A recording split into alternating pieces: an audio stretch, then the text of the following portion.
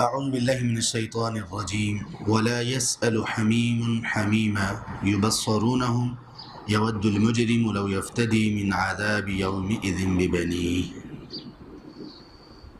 اس سے پہلے کی آیات میں اللہ تبارک و تعالیٰ نے اس شخص کے سوال کا تذکرہ کیا جیسے کہ سورہ کو شروع کیا گیا، جس نے یہ کہا تھا کہ نبی صلی اللہ علیہ وآلہ وسلم سے کہ آپ بار بار قرآن کے ریفرنس سے جس عذاب کی دھمکی اور وارننگ ہمیں دیتے ہیں تو وہ عذاب آ کیوں نہیں جاتا؟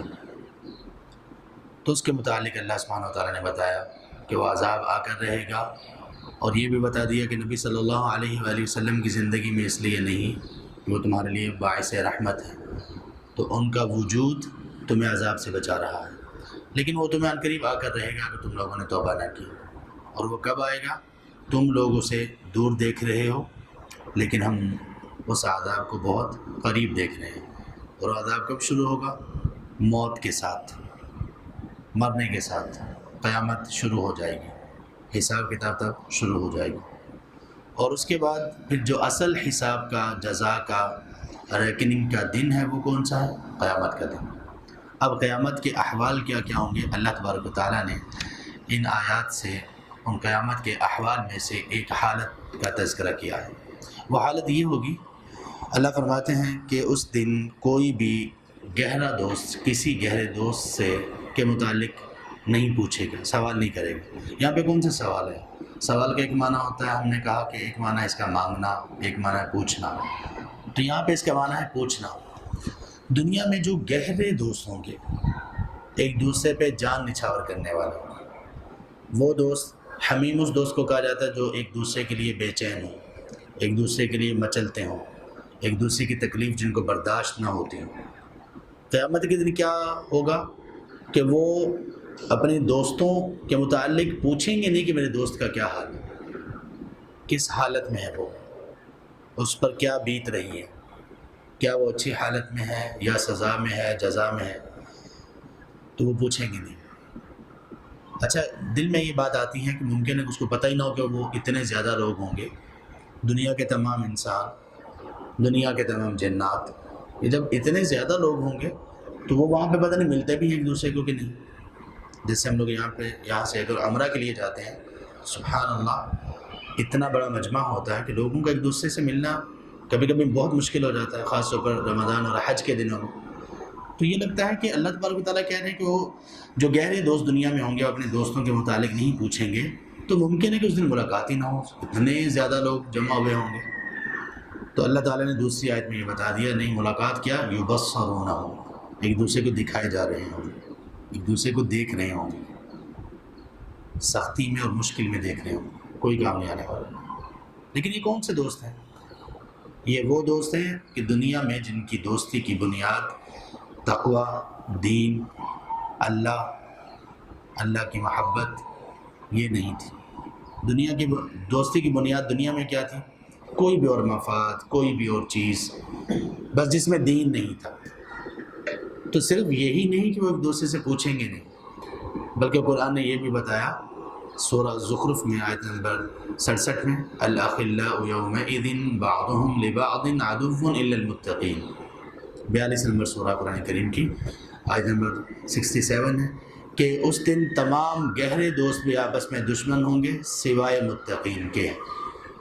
مطلب کیا کہ قیامت کے دن بھی متقین کی جو دوستی ہے، جن لوگوں کی دوستی دنیا میں تقوی کی بنیاد پر تھی، یہ ہمارے اللہ نے ہمیں بتایا، قرآن میں یہ خبر دی گئی۔ تو وہ دوستی جو دنیا میں تھی تقوی کی بنیاد پر، وہ وہاں پر ایسا نہیں ہوگا کہ ایک دوسرے کے ساتھ دشمنی میں تبدیل ہو جائے، بلکہ وہ کیسی ہوگی؟ نبی صلی اللہ علیہ وسلم نے فرمایا کہ وہ لوگ جو اللہ کے لیے محبت کرنے والے ہیں، اللہ کے لیے ایک دوسرے کی زیارت کرنے والے، ایک دوسرے کو وزٹ کرنے والے جو لوگ ہیں، قیامت کے دن وہ نور کے ممبروں پر، نور کے تخت اور نور کے بلند جگہ ان کے لیے بنائی جائیں گی، وہاں پر وہ ہوں گے۔ یغبطہم الشہداء والانبیاء، اور ان کو دیکھ کر انبیاء اور شہداء بھی رشک کر رہے ہوں گے، یعنی ان کی تعریف کر رہے ہوں گے کہ اگر بندہ ہونا چاہیے تو ایسا ہونا چاہیے۔ انبیاء اور شہداء ان کو دیکھ کر رشک کر رہے ہیں۔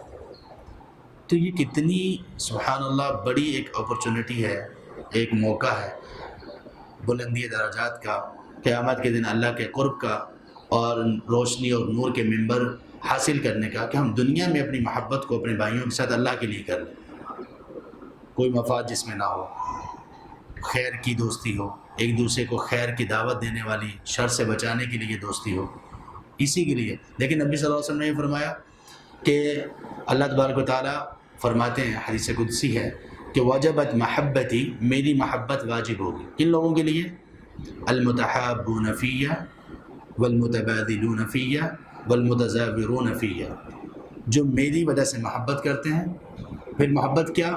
بس محبت کیا جب کبھی سال دو سال کے بعد ملاقات ہوگی، او کیا حال ہے، کیسے ہیں، ٹھیک ہیں، خیریت سے ہیں، ماشاء اللہ، نہیں، یہ نہیں۔ محبت ان کو اللہ کے لیے، ایک دوسرے کو وزٹ کرتے ہیں اللہ کے لیے، ایک دوسرے پر خرچ کرتے ہیں اللہ کے لیے، ایک دوسرے کے ساتھ منسلک رہتے ہیں اللہ کے لیے۔ تو سب کچھ ان کی ہر چیز میں، ان کی گیدرنگ میں، ان کے اکٹھے ہونے میں، ان کے جب ایک دوسرے سے جدا ہوتے ہیں، وہ سب میں اللہ کی محبت ہوتی ہے۔ اور اس کی علامت کیا ہوتی ہے کہ انسان پہ اللہ کے لیے محبت ہے تو اللہ کی طرف اور اللہ کی راہ پر اپنے دوستوں کو چلانے کی کوشش کریں۔ بچے یونیورسٹی میں یہ کہتے ہیں کہ ہم اگر آپس میں ایک دوسرے کو کچھ دین کی بات یا اللہ کی کوئی متعلق کی بات بتانا چاہیں یا کوشش کریں تو ہمارے اپنے دوست مائنڈ کر جاتے ہیں، تھوڑا ناراض ہو جاتے ہیں، وہ کہتے ہیں ہمیں سب کچھ پتہ ہے، ہمیں بتانے کی ضرورت نہیں۔ تو اس کا مطلب یہ ہے کہ یہ تقویٰ والی ان کی دوستی نہیں ہے۔ اور یہی لوگ اگر آپس میں کوئی میوزک، کوئی گانا، کوئی جوک، کوئی لطیفہ شیئر کریں تو سب بہت انجوائے کریں گے۔ تو یہ کون لوگ ہیں؟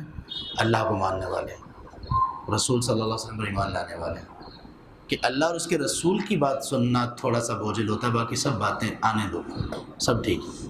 تو یہ اللہ کے لیے دوستی نہیں ہے۔ کتنے لوگ ایسے ہیں جو کہ اللہ کے لیے دوستی کا کہتے تو ہیں لیکن اللہ کے لیے دوستی کے جو تقاضے ہیں ان کو پورا نہیں کرتے۔ تو اللہ تبارک و تعالیٰ نے بتا دیا کہ دنیا میں اگر کسی سے تعلق ہے، دوستی ہے، اللہ کے لیے نہیں ہے تو انجام کیا ہوگا؟ جتنے بھی وہ گہرے ہوں، قیامت کے دن ایک دوسرے کو دکھائے جا رہے ہوں گے، ایک دوسرے کو دیکھ رہے ہوں گے کہ مصیبت اور مشکل میں ہے، تو وہ کوئی کسی کو پوچھے گا نہیں، بلکہ اگر پوچھنے کی نوبت آئی، بات چیت کرنے کی نوبت آئی تو وہ ایک دوسرے کے دشمن بن کر بات کریں گے کہ تم نے مجھے پھنسایا، تمہیں پتہ تھا میں یہ کام کر رہا ہوں، اللہ کے ناراضگی کا ہے، رسول کی مخالفت کا ہے صلی اللہ علیہ وسلم، تم نے مجھے روکا کیوں نہیں؟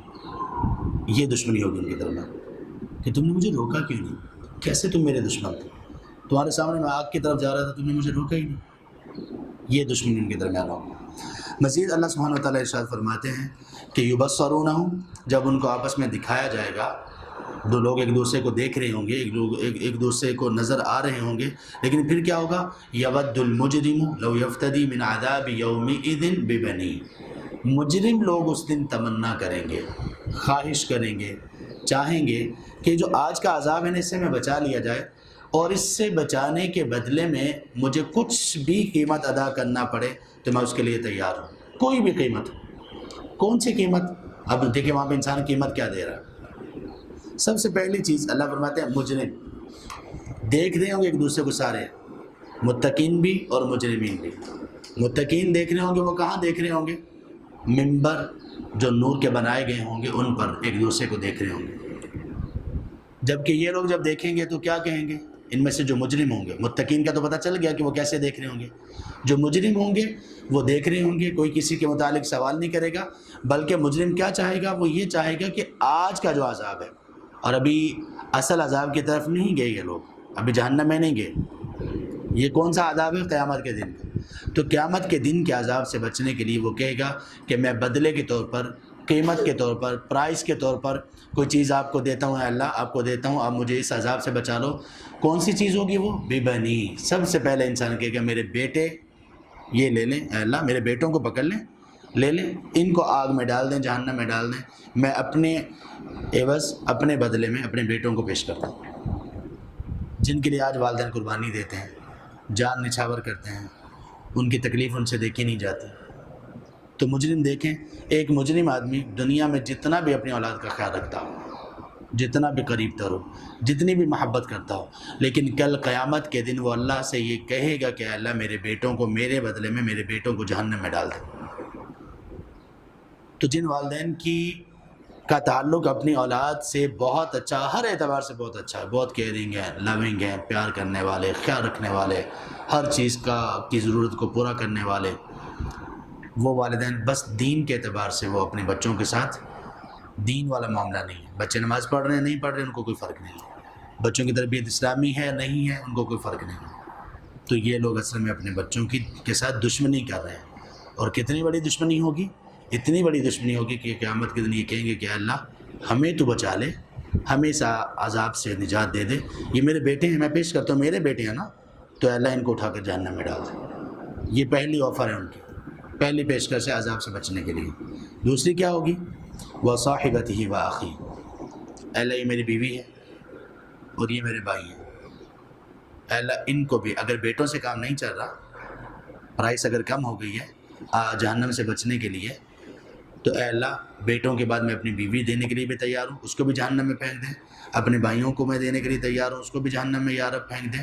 وَفَصِيلَتِهِ الَّتِي تُؤْوِي، اور وہ قبیلہ اور کنبہ جو دنیا میں اس آدمی کو جگہ دیتا تھا، تقویت دیتا تھا.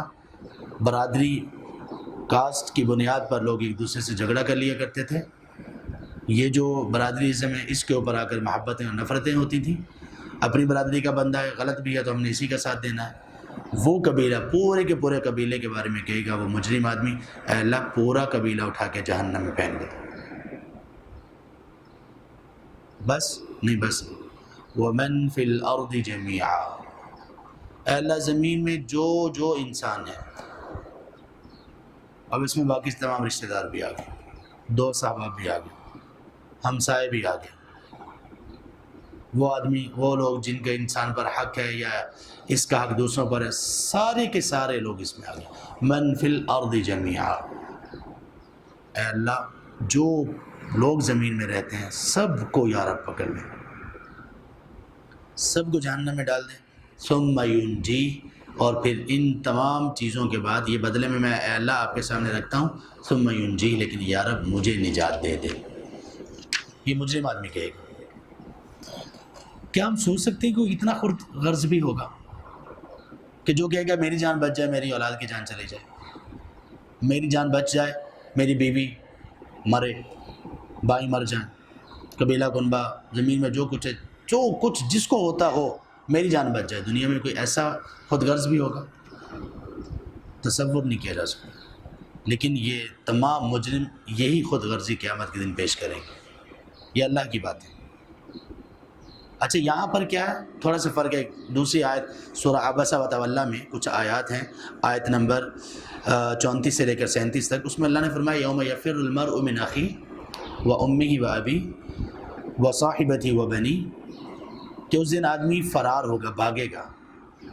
آدمی اس دن بھاگے گا کن کن لوگوں سے؟ اپنے بھائیوں سے، اپنے والدین سے، ماں اور باپ سے، اپنی بیوی اور بیٹوں سے. اور ہر آدمی اس دن اپنی ہی پریشانی میں مبتلا ہوگا. ان دونوں پر ذرا تھوڑا سا غور کیجیے، تھوڑا سا فرق میں ان میں بتاتا ہوں آپ لوگوں کو. سورہ عبسہ کی ان آیات کو ہم انشاءاللہ پڑھنے والے ہیں، پڑھیں گے، اللہ تعالیٰ میں موقع دیں. اس میں اللہ تبارک و تعالیٰ فرما رہے ہیں عام ایک آدمی کی بات، عام آدمی کی بات. یہ قیامت کے ابتدائی احوال معلوم ہوتے ہیں. اس دن سارے ہی ایک دوسرے سے بھاگ رہے ہوں گے شروع میں. اور یہاں پر کن کن کا تذکرہ ہے؟ یفر المرء من اخی، بھائیوں کا، امہ و ابی، ماں باپ کا، صاحبتی و بنی، بیوی کا اور اولاد کا. 5 لوگوں کا ذکر. ابھی جو ہم نے آیت پڑھی اس میں کتنے لوگوں کا تذکرہ ہے؟ یود المجرم یود المجرم لو یفتدی من عذاب یومئذ ببنی، بیٹے، وصاحبتہ واخی، 3 ہو گئے، وفصیلتہ التی تؤوی، 4، ومن فی الارض جمیعا، 5. یہاں بھی 5 ہے، وہاں بھی 5 ہے. فرق کہاں پہ ہے؟ مجرم، فرق ان دونوں آیات میں کافی سارے فرق ہیں. ایک فرق یہ ہے کہ یہاں پہ جو 5 لوگ ہیں سورہ عبسہ کی ان آیات میں، یوم یفر المرء من اخیہ والی آیات میں، ان میں 5 لوگ اور ہیں. اور جو آیات ابھی ہم پڑھ رہے ہیں سورہ معارج کی، ان میں 5 لوگ اور ہیں. ان 5 لوگوں میں جو یہاں پر ہیں، ان 5 لوگوں میں ماں اور باپ کا نام نہیں ہے. اور جو سورہ عبسہ میں ہے وہاں پر ماں باپ کا نام زائد ہے، وہاں پر قبیلے کا نام نہیں ہے، اور کس کا نام نہیں ہے؟ ومن فی الارض کا نام نہیں ہے. زمین میں جو کچھ ہے سب کچھ، اس کا نام نہیں. دو چیزیں مسنگ ہیں. یہ ایک فرق ہے. یہ فرق کیوں ہے؟ سورہ عبسہ کی آیت میں آدمی کے بھاگنے کا تذکرہ ہے، فرار ہونے کا تذکرہ ہے. وہاں پر یہ تذکرہ نہیں کہ وہ فرار ہونے والا بندہ مجرم ہوگا. ان آیات میں جو ابھی ہم پڑھ رہے ہیں یہ مجرم کی بات ہے. فرق یہ ہے کہ وہاں پہ آدمی صرف بھاگے گا، یہاں پر یہ کہ یہ مجرم. یہاں پہ تذکرہ، یہ 5 چیزوں کا جو تذکرہ ہو رہا ہے یہ اس وجہ سے ہو رہا ہے کہ آدمی قیامت کے دن عذاب سے بچنے کے لیے ان کو آگے کرے گا، یا رب ان کو جہنم میں ڈال دے. تو یہاں پہ صرف انسان بھاگ رہا ہوگا ایک دوسرے سے. اتنی زیادہ بدحواسی ہوگی، اتنی زیادہ گھبراہٹ ہوگی کہ اس کو اپنے والدین کی ہوش نہیں ہوگی، والدین کو اولاد کی ہوش نہیں ہوگی، خاوند کو بیوی کی، بیوی کو خاوند کی ہوش نہیں ہوگی. اچھا، اب جب اس کے بعد جب آدمی یہ کہہ رہا ہے کہ میری جگہ پر میرے بچوں کو، بیوی وغیرہ کو اٹھاؤ جہنم میں پھینک دو، اس کا مطلب ہے کہ تب کچھ ہوش ہوگی. اسی وجہ سے وہ اسپیسیفک نام لے رہا ہے نا، مخصوص نام لے رہا ہے. میرے بھائیوں کو، بیوی کو، بچوں کو، قبیلے کو، کنبے کو. اچھا، جب مجرم اپنے بدلے میں، اپنے آپ کو بچانے کے بدلے میں جب اپنے خاندان والوں کے نام لے رہا ہے تو والدین کے نام نہیں ہے اس میں. کیوں؟ جبکہ یہاں پر جہاں پہ فرار ہونے کا تذکرہ والدین کے نام بھی ہیں.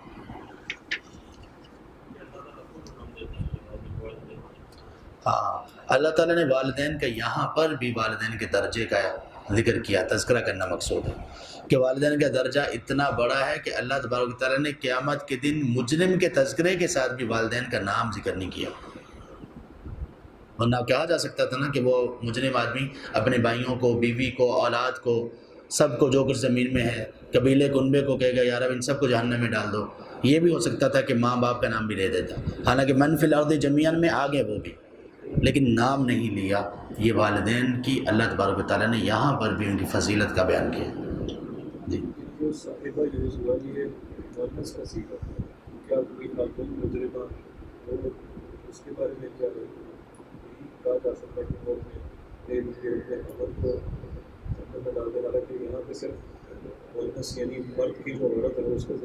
ہم بیوی کا ہی ہے، یعنی پوچھے گی نہیں ایک دوسرے سے، ایک دوسرے سے بھاگیں گے. مجرم خاتون ہو یا نہ ہو یہ بات کی بات ہے. آدمی جو مجرم ہوگا، ہاں مجرم اگر خاتون ہے تو اس کی جگہ پہ اس کا خامند ہوگا. اس لیے یوز ہوا کہ کیونکہ حاکم مرد ہوتا ہے تو مرد نے خیال رکھنا ہوتا ہے بیوی کا، تو جس کا خیال رکھنا ہوتا ہے، جس کی حفاظت کرنی ہوتی ہے، وہی کہہ رہا ہے کہ اس کو جہنم میں ڈالو. بیوی نے تو خامند کا خیال اس طرح سے ذمہ داری نہیں ہے نا، تو اس لیے بیوی کا نام لیا کہ بیوی کو بھی، بیوی کے بارے میں بھی انسان یہ کہے گا کہ اس کو اٹھا کر جہنم میں ڈال دیا جائے. اللہ اکبر. کلا انہا لظی. اللہ تبارک و تعالیٰ یہاں پر نفی کریں گے، یہ نہیں ہو سکتا. کیا نہیں ہو سکتا؟ مجرم سے یہ کہا جائے گا کہ یہ جو تم آفر کر رہے ہو ایسا نہیں ہو سکتا، یہ ممکن نہیں کہ تمہارے بدلے تمہیں عذاب سے بچا لیا جائے اور تمہارے ان تمام عزیز و اقارب کو جہنم میں ڈال دیا جائے. یہ نہیں ہو سکتا. اس سے ایک اور بات بھی پتہ چلی کہ یہ جو رشتے ناتے ہیں یہ صرف دنیا کے ہیں اگر تقویٰ نہیں ہے تو. دنیا کے بھی، بلکہ بہت دنیا میں بھی پتہ چل جاتا ہے. اب مجھے بتائیے کتنے لوگ ایسے ہیں جو اپنے والدین کی شکل نہیں دیکھنا چاہتے، جو اوائڈ کرتے ہیں، بھاگتے ہیں ان سے، ان کے بوڑھا ہونے کی وجہ سے، ان کے ضرورت مند ہونے کی وجہ سے، ان کے تنگ کرنے کی وجہ سے. مجھے بتائیے کتنے والدین ایسے ہیں کہ بچوں میں لڑائی یہ ہو رہی ہوتی ہے کہ اب ان کو اپنے پاس رکھو، اب ان کو آپ اپنے پاس رکھو، میرے پاس کیوں چھوڑ دیا، میرے پاس کیوں بھیج دیا. دنیا میں یہ ہو رہا، یہ سب مجرمانہ رویے ہیں. لیکن والدین کے بھی قصور ہیں، اولاد کی تربیت اس پر نہیں کی، سب کچھ ان کو بتایا، دنیا بتائی، ایسا ہے، یہ کر لو، یہ ڈگری کر لو، کام آئے گی، پیسے تمہارے پاس ہونے چاہیے، گاڑی تمہاری ہونی چاہیے، گھر تمہارا ہونا چاہیے. یہ تربیت تو کی، یہ نہیں کی کہ کوئی دین بھی ہے، اللہ بھی کوئی ہے، رسول بھی ہیں، کوئی اسلام کے احکامات بھی ہیں، کچھ فرائض بھی ہیں، کچھ منہیات بھی ہیں. تو پھر ایسا ہی ہوگا. دنیا میں جب یہ ہو رہا ہے تو قیامت تو سبحان اللہ، قیامت میں تو کسی کو کسی کا ہوش نہیں ہوگا، تب تو یہ ہو گئے. تو اللہ تعالیٰ کہتے ہیں کہ یہ سب رشتے ناتے جو تم آفر کر رہے ہو جہنم میں ڈالنے کے لیے، یہ نہیں ہو سکتا. انہا لظی. جس جہنم کا تم کہہ رہے ہو کہ اس میں ڈال دو، اس کا تذکرہ اللہ تعالیٰ کہہ رہے ہیں وہ کیسی ہوگی؟ لظی، شولوں والی. کیا مطلب؟ اس سے مراد یہ ہے کہ جہنم کی آگ یہ نہیں کہ صرف آگ ہے. ایک اگر آگ کو سلگا لیا جائے، شعلے وغیرہ بلند ہونے کے بعد وہ شعلے اس کے کم ہو جاتے ہیں اور وہ آگ سلگ رہی ہوتی ہے. کبھی کبھی آگ دکھائی نہیں دے رہی ہوتی، صرف انگارے سلگ رہے ہوتے ہیں. تو ان سب کی شدت میں فرق ہے. جہنم کی آگ کو کیا اللہ نے بتایا؟ لظا، بھڑک رہی ہو، شعلے بلند ہو رہے ہیں اور بہت بڑے بڑے شعلے ہوں گے. سبحان اللہ. نزاعۃ للشویٰ، اور یہ شعلے کیسے ہوں گے؟ دیکھیں آپ لوگوں نے اگر کبھی آگ، بہت بڑی آگ دیکھی ہو تو اگر آپ اس سے کئی فٹ بھی اگر آپ دور کھڑے ہوں تو آپ کو ایسے لگ رہا ہو کہ میرے چہرے کو جلا دے گی. شاید آپ میں سے کسی نے دیکھی ہے، نہیں دیکھی. ہم نے ایک مرتبہ دیکھی تھی. ایک لکڑیوں کا ایک گودام تھا لکڑیوں کا، وہاں پہ آگ لگ گئی تھی. مجھے اچھی طرح سے یاد ہے کہ وہ تقریباً ہم سے 1 کلومیٹر کا، تقریباً 1 کلومیٹر سے تھوڑا سا کم ہوگا فاصلہ تھا، لیکن ہم اس سے کچھ قدم بھی آگے نہیں جا رہے تھے. آگ کی اتنی زیادہ تپش تھی. پہلی مرتبہ ہم نے محسوس کیا آگ کی شدت. یہ جنگل کی کوئی آگ نہیں تھی، ایک لکڑی کو گودام، یعنی اتنی زیادہ لکڑیاں. کتنی لکڑیاں ہوں گی؟ بہت تھیں، لیکن جنگل جتنی تو نہیں ہوتی. یہ عالم تھا. تو ایسا لگ رہا تھا کہ اگر ہم تھوڑا سا اور آگے گئے تو ہماری یہ جو کھال ہے، جو سکن ہے، جلد ہے، یہ اتر جائے گی. واقعی حقیقت میں یہی محسوس ہو رہا تھا. اعوذ باللہ من النار، اللہم اجرنا من النار، اللہم اجرنا من النار، اللہم اجرنا من النار. تو اللہ تعالیٰ کہیں گے کہ وہ آگ جو شعلے مارتی ہوئی آگ ہوگی، اور نبی صلی اللہ علیہ وسلم نے صحیح مسلم میں حدیث سے بتا دیا کہ وہ کتنی بھیانک ہوگی، کتنی بڑی ہوگی. 70,000 لگامیں، اور ہر ایک لگام کے ساتھ 70,000 فرشتے، 4 ارب 90 کروڑ. یہ کوئی خواب، کوئی ایسے جذباتی بات نہیں ہے، بالکل حقیقت پر مبنی ہے. نبی صلی اللہ علیہ وسلم بتا رہے ہیں اور اللہ تبارک تعالیٰ کی نازل کردہ وحی سے بتا رہے ہیں. تو اس کا کیا عالم ہوگا؟ اللہ فرماتے ہیں کہ وہ شعلوں والی ہوگی، نزاعۃ للشویٰ.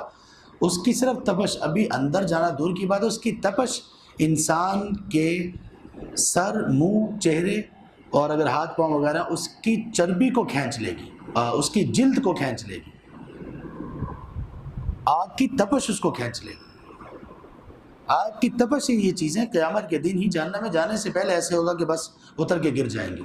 اور پھر وہ آگ، اس کے بارے میں کیا کہا؟ یہ آگ اس دن پوری لائف ہوگی، باتیں کرتی ہوگی، غصے کا اظہار کر رہی ہوگی. یہ آگ، اللہ اس کو یہ ساری صلاحیتیں دیں گے. بات کر رہی ہوگی، غصے کا اظہار کر رہی ہوگی، اللہ تبارک تعالیٰ سے ہم کلام ہوگی. یہ جہنم کی آگ.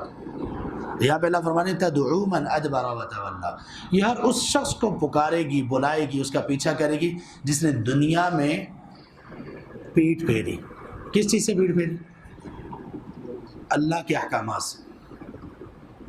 یہاں پیٹھ پھیرنے کا مطلب یہ کہ اس نے علم ہی حاصل نہیں کیا.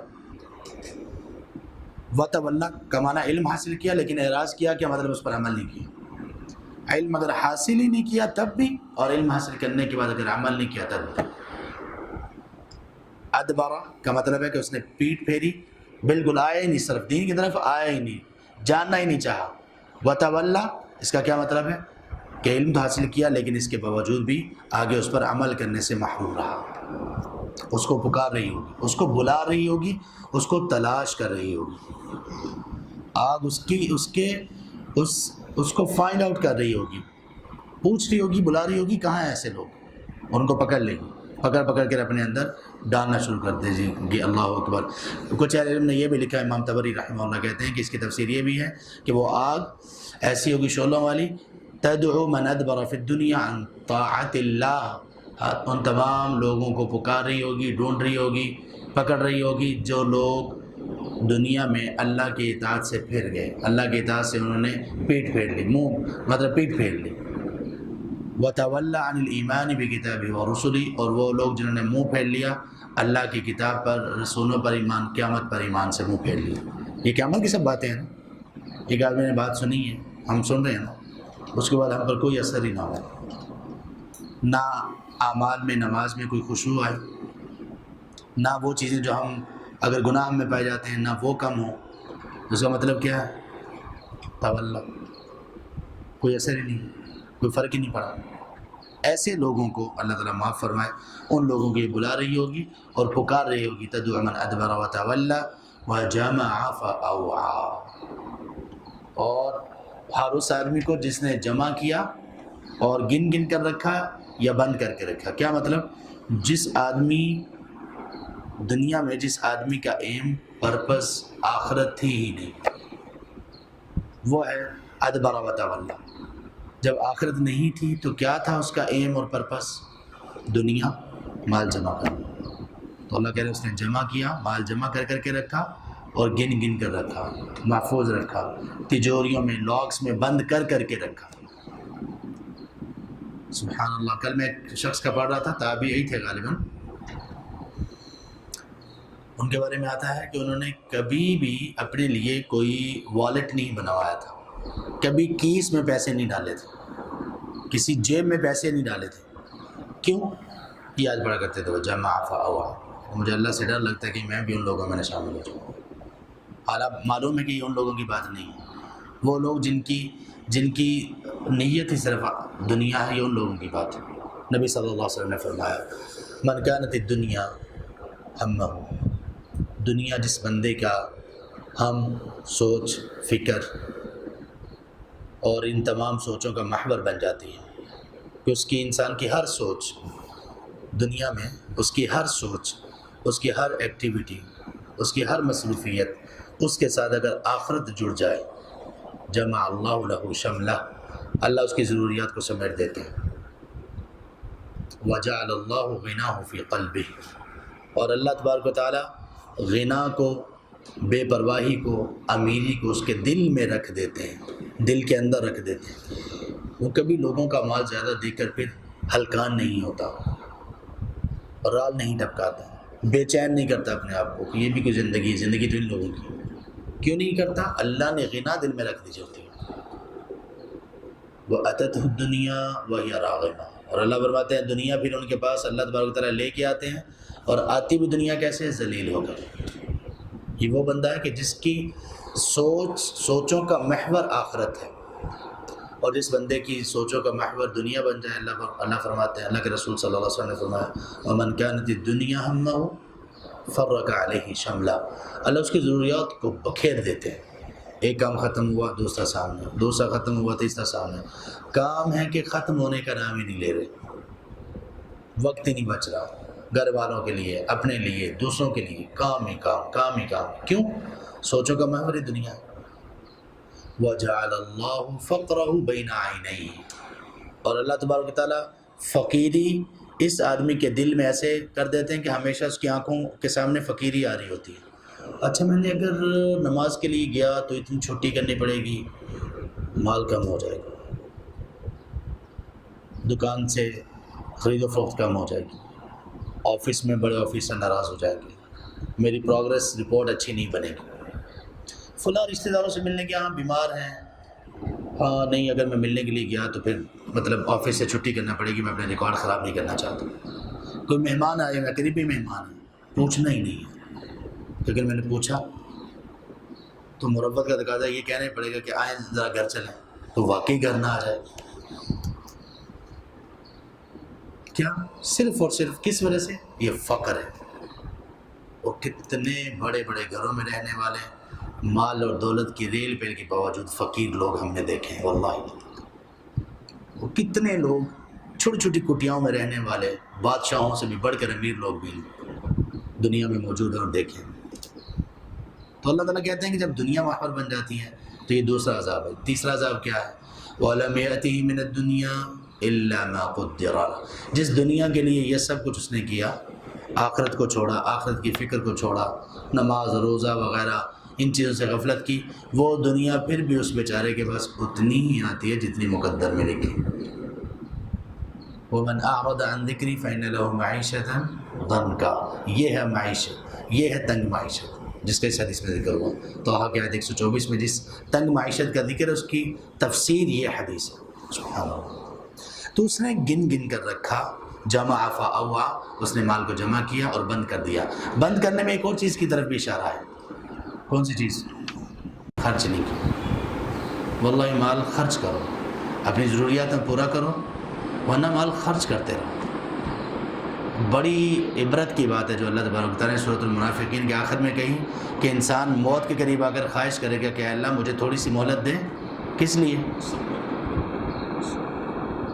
اللہ کہ اللہ میں صدقہ کر سکوں. کبھی انسان کو بغیر مقصد کے جمع کر کے نہیں رکھنا چاہیے. اگر جمع کر بھی رہے ہیں تو مقصد کوئی اچھا ہو. چلیں ضرورت کو پورا کرنا وہ بھی ہو سکتا ہے، کوئی بھی ضرورت ہو، یا یہ ہو کہ جمع کریں اے اللہ حج کرنا ہے انشاءاللہ، اے اللہ تیرے گھر کی زیارت کرنی ہے، اے اللہ فلاں آدمی کے اوپر قرض ہے اس کو ادا کرنا ہے، اے اللہ فلاں کی مدد کرنی ہے. اگر آپ نہ بھی کر سکیں تو آپ کو اجر پورا ملے گا.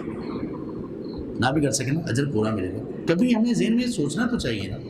نبی صلی اللہ علیہ وسلم نے فرمایا افضل ترین اعمال میں سے یہ ہے کسی کا قرض ادا کر دینا، کسی مسلمان بھائی کو خوش کر دینا، کسی کی خوشحالی کے لیے کچھ کرنا. نبی صلی اللہ علیہ وسلم سیدہ خدیجہ رضی اللہ عنہا کے پاس آئے جب پہلی وحی نازل ہوئی، کب کبا رہے تھے اور کہہ رہے تھے کہ مجھے ڈر ہے کہ میں مر جاؤں گا، مجھے اپنی جان کا خطرہ ہے.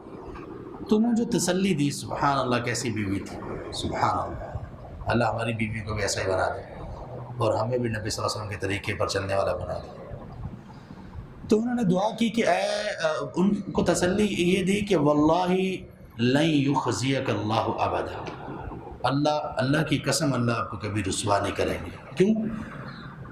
تصل الرحم، آپ رشتہ داری کو ملاتے ہیں، سچ بولتے ہیں، تکسب المعدوم، جن لوگوں کے پاس کچھ نہیں ہوتا کھانے پینے کے لیے آپ ان کے لیے کمائی کر کے ان کو کھلاتے ہیں.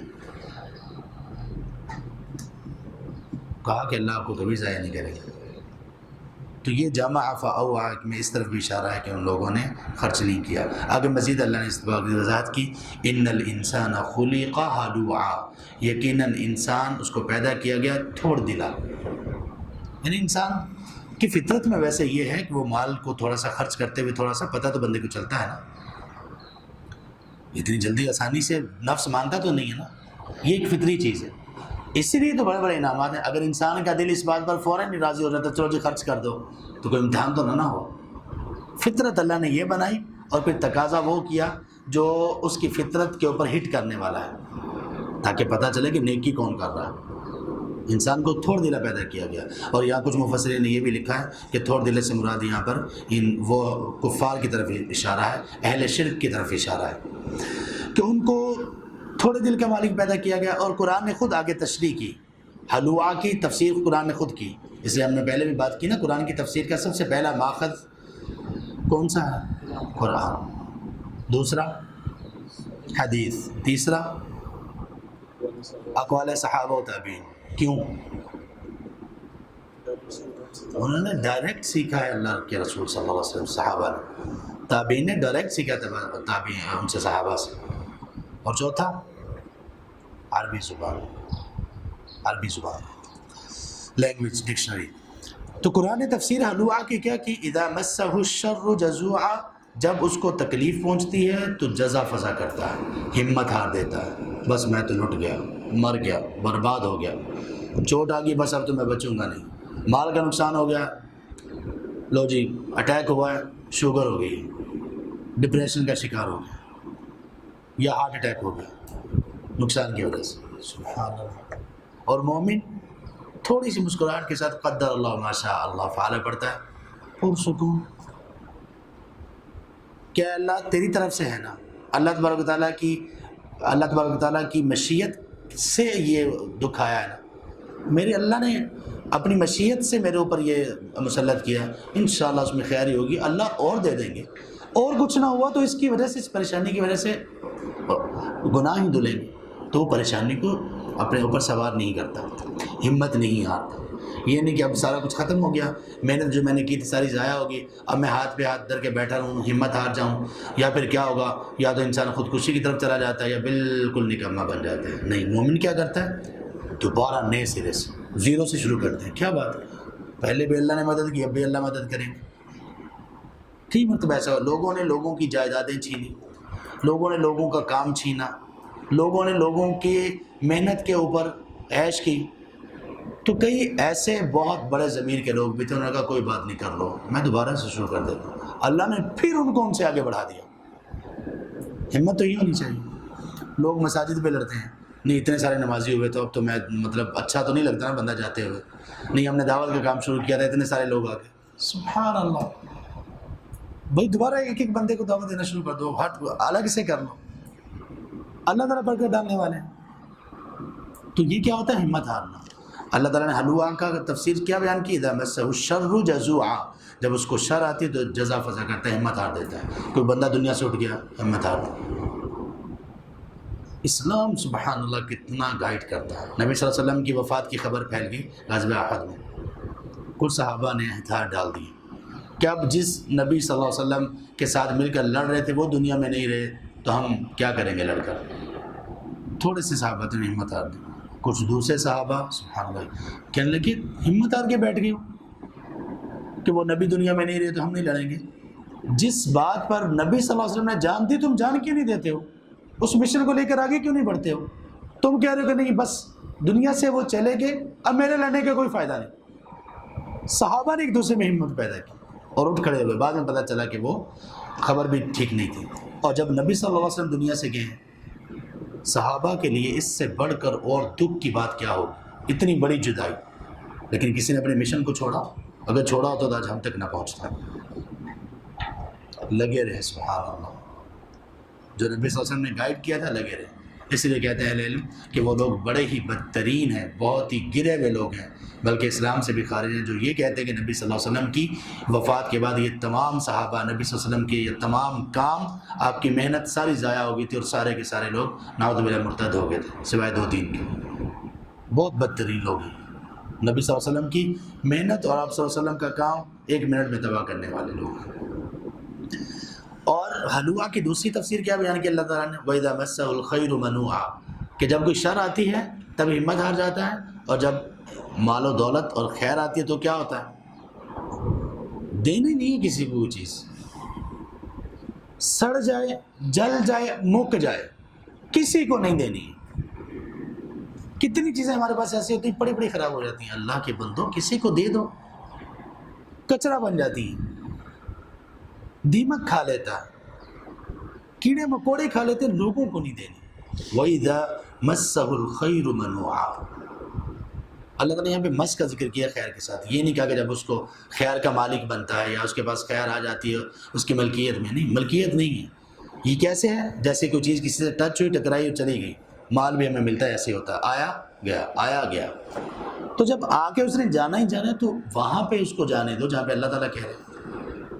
یہ تھوڑ دلے کی علامت ہے۔ یہ میں باتیں کیوں بتائی جا رہی ہیں؟ ہمیں تھوڑے دل کا مالک نہیں ہونا چاہیے۔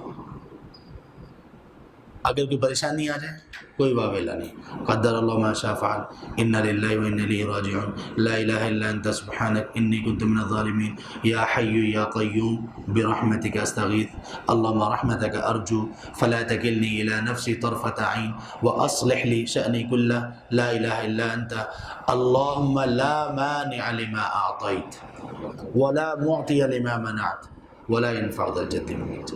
کوئی پریشانی رہتی مجھے بتائیں، واللہ آپ تجربہ کر کے دیکھیں، بڑی سے بڑی پریشانی کو آپ بالکل مسکرا کر برداشت کر لیں گے ان چند کلمات کی وجہ سے۔ اللہ تبارک و تعالیٰ ہم میں ہر خیر کی صفت کو پیدا کریں جس کو اللہ پسند کرتے ہیں، اور ہر شر کی صفت کو ہم سے دور کر دیں جس سے اللہ ناراض ہوتے ہیں۔ سبحانک اللہم و بحمدک اشہد ان لا الہ الا انت استغفرک و اتوب الیک۔